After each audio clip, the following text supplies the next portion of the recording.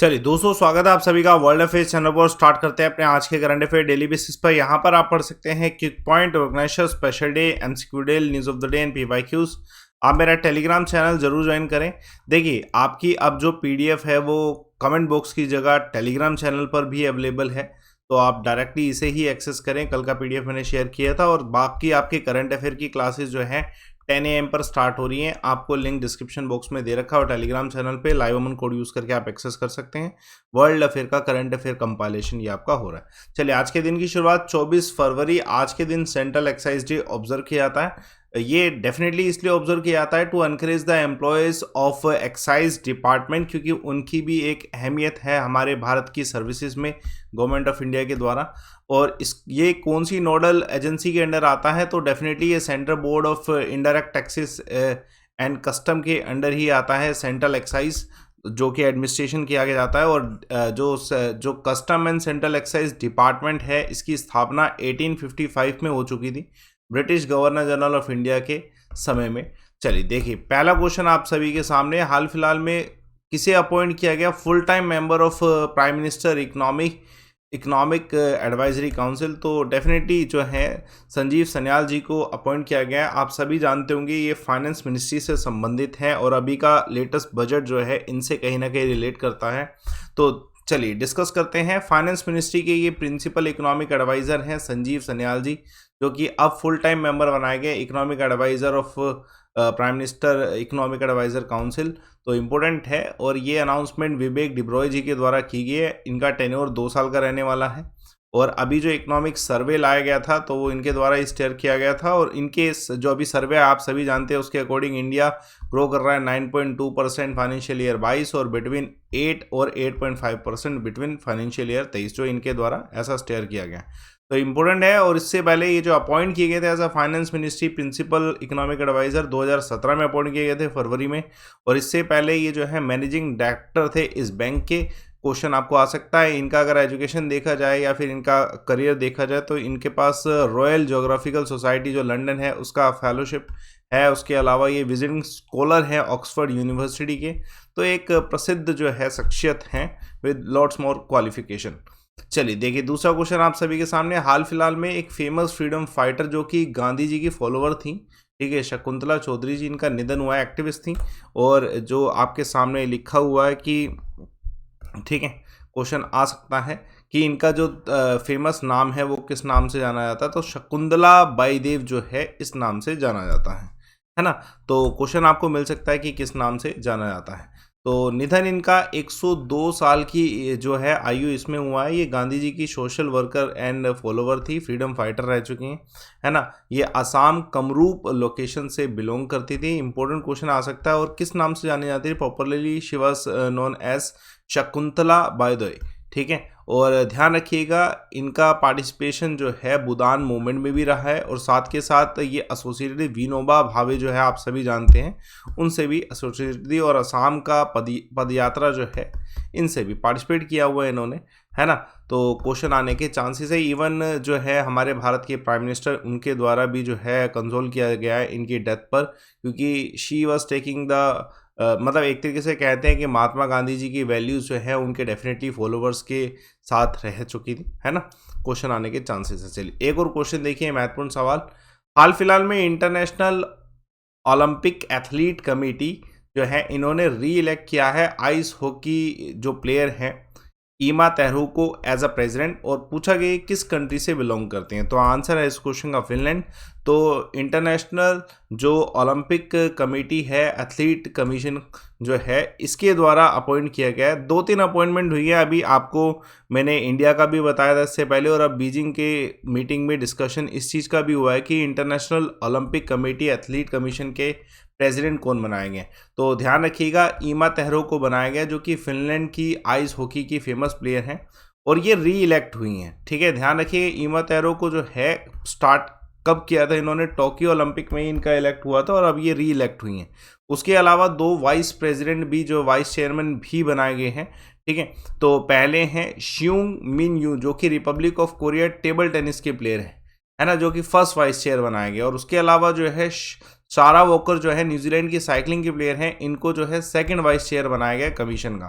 तो appointments important है। मे भी खिलाड़ियों के बारे में पूछा रहा है कि कौन सा खिलाड़ी क्या जीता हुआ है, तो मैं आपको बता देता हूं। जो कि इस फर्स्ट वाइस चेयर बनाएंगे शिंग मिन जो रियो बनाएंगे, ये कोरियन जो है टेनिस प्लेयर हैं, जो कि गोल्ड जीत चुके हैं मैन सिंगल टाइटल एथेंस जो 2004 हुए थे, उसके अलावा silver medal in London Olympics 2012 और उसके अलावा जो है ब्रॉन्ज मेडल इन बीजिंग 2008।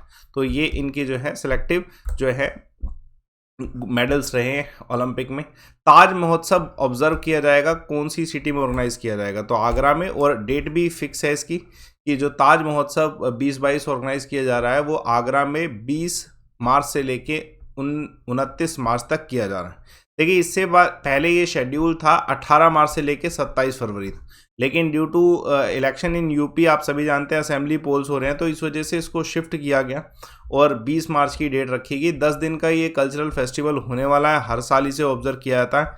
इसकी शुरुआत 1992 में हुई थी to promote the creative art, craftsmanship and to encourage respective skills, जितने भी आर्ट्स हैं उन सभी को जो है प्रमोट करने, मतलब बेसिकली हमारे भारत को जो कल्चर है उसको प्रमोट करने के लिए ये इवेंट किया जाता है। इसका अनाउंसमेंट जो पोस्टमेंट हुआ था, उसका announcement deputy director of UP जो है टूरिज्म के RK रावत जी के द्वारा किया गया था। चलिए देखिए महत्वपूर्ण सवाल, हाल फिलहाल में यूनियन सिविल एविएशन मिनिस्टर जो हैं कौन है जिनके द्वारा फ्लैग ऑफ किया गया भारत में फर्स्ट डायरेक्ट फ्लाइट दिल्ली और खजुराहो के बीच में। खजुराहो आप सभी जानते हैं MP में है, तो ये फर्स्ट डायरेक्ट फ्लाइट डेफिनेटली कौन, union civil aviation minister Jyotiraditya M Scindia जो है इनके द्वारा ही किया गया है ना। और ये इंपॉर्टेंट क्वेश्चन है, ये डायरेक्ट फ्लाइट जो है दिल्ली से हेरिटेज सिटी खजुराहो तक जाएगी मध्य प्रदेश, और ये इनॉग्रल फ्लाइट जो है ये 48th एडिशन जो अभी हुआ है खजुराहो डांस फेस्टिवल का, तभी इसे ओपन किया गया है ना। खजुराहो टेम्पल्स बड़े फेमस हैं।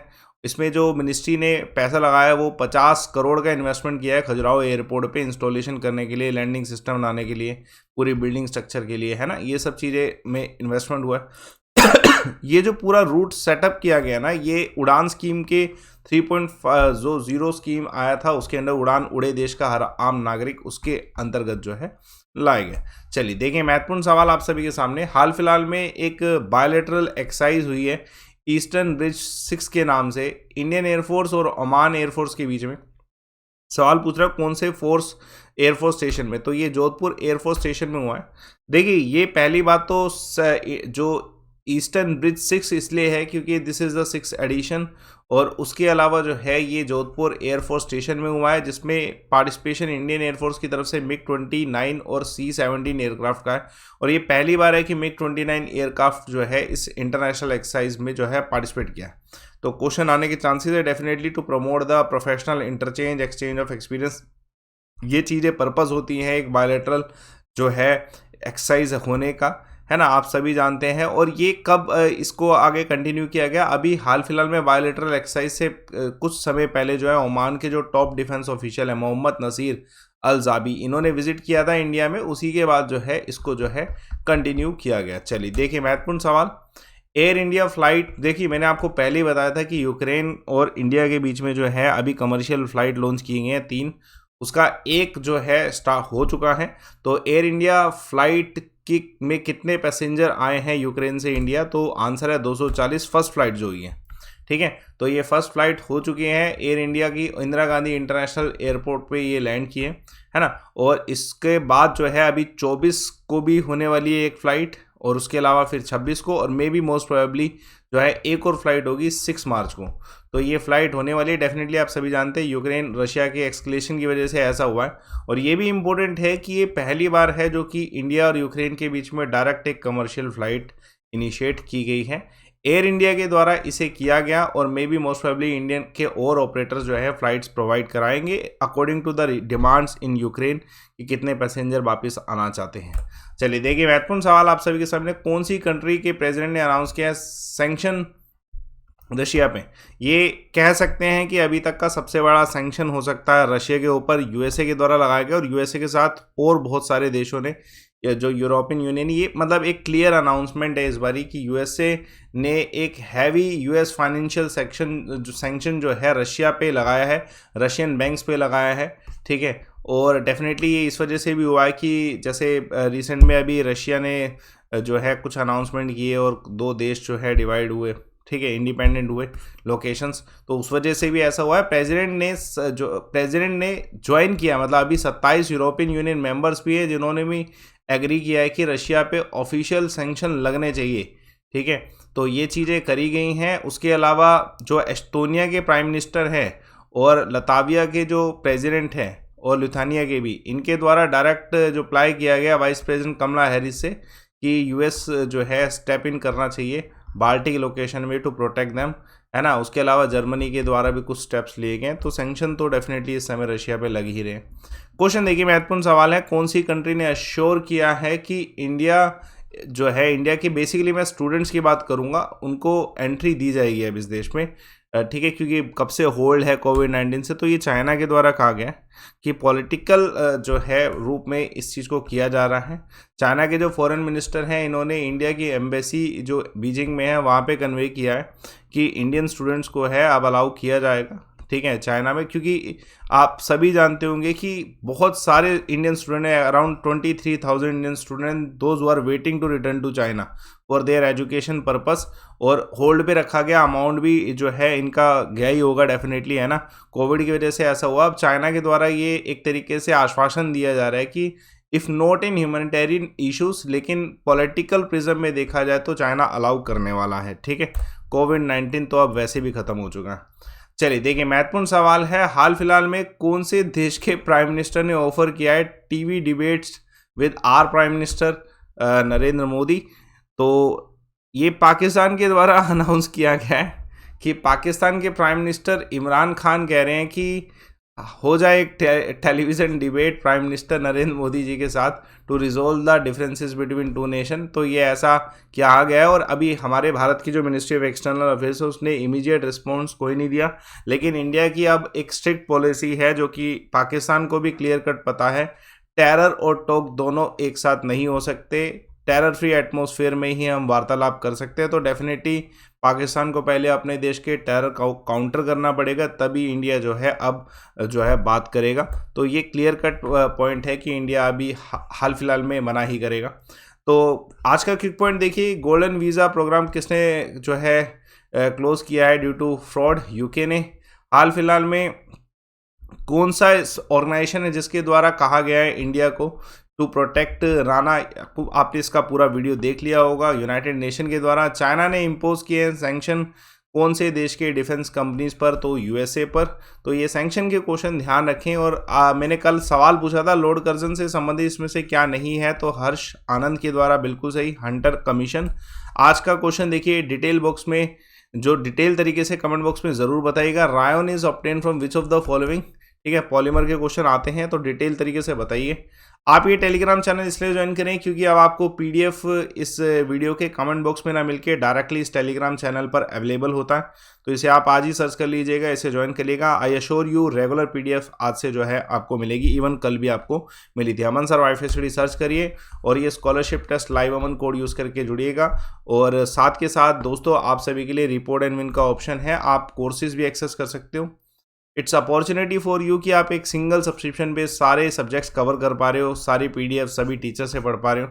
ये पॉसिबल है कि आप एक कोड लगाएं लाइव अमन, जिससे आप फीस भी कम करें और साथ के साथ ये सारे फीचर्स जो है अवेल करवा पाएँ। लाइव अमन कोड से सब कुछ अवेल होगा विद डिस्काउंट्स, तो कोड यूज़ करिएगा लाइव अमन। किसी भी एग्ज़ाम को एक्सेस करना चाहते हैं, कोई सा भी एग्ज़ाम, यूज़ इट लाइव अमन, और आपके जो है प्राइजेस जो है उसको कम करने की कोशिश करिए। सेशन को लाइक करिए, शेयर करिए, चैनल को सब्सक्राइब करिए। Thanks a lot for watching.